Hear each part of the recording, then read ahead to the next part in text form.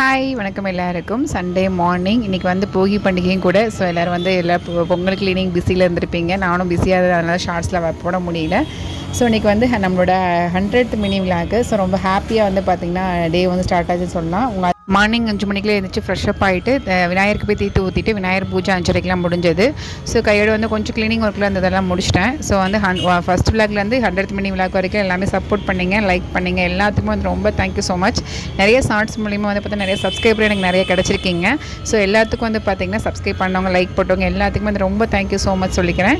So இன்றைக்கி வந்து போகி பண்ணிங்கன்னா ஒரு சின்னதாக ஒரு பிரசாதம் மட்டும் ரெடி பண்ணேன், கேசரி மட்டும் ரெடி பண்ணியிருந்தேன்.